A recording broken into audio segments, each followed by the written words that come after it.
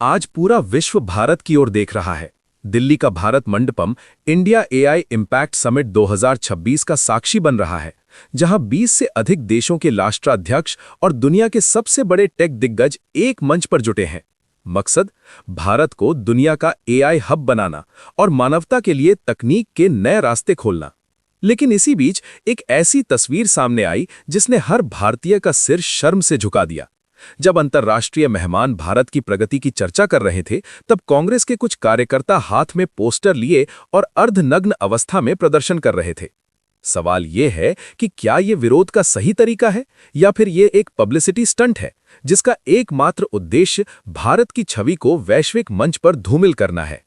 लोकतंत्र में विरोध का अधिकार सबको है, लेकिन जगह और समय का चुनाव विवेकपूर्ण होना चाहिए। विदेशी मेहमानों और वैश्विक निवेश के बीच इस तरह का उग्र प्रदर्शन देश की प्रतिष्ठा पर प्रहार है। क्या कांग्रेस ये भूल गई है कि जब दुनिया भारत में $100 बिलियन के निवेश की संभावना तलाश रही हो, तब ऐसे स्टंट केवल अराजकता का संदेश देते हैं?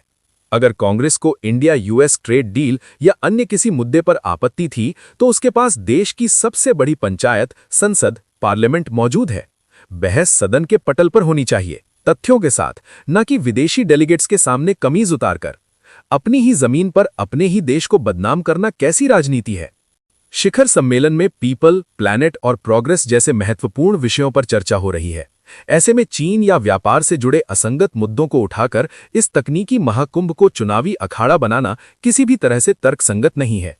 विपक्ष का काम सरकार को आईना दिखाना है, लेकिन आईना दिखाने की प्रक्रिया में घर का सम्मान नहीं जलना चाहिए।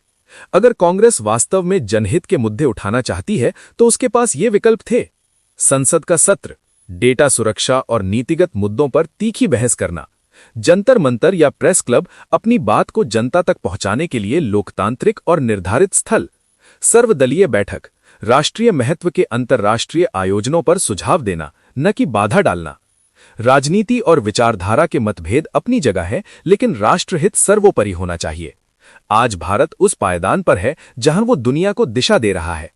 ऐसे समय में पब्लिसिटी स्टंट के जरिए देश की साख को ठेस पहुंचाना न केवल अपरिपक्वता है, बल्कि करोड़ों भारतीयों की मेहनत का अपमान भी है। उम्मीद है कि विपक्ष अपनी जिम्मेदारी समझेगा और विरोध के लिए प्रचार को नहीं, प्रक्रिया को चुनेगा।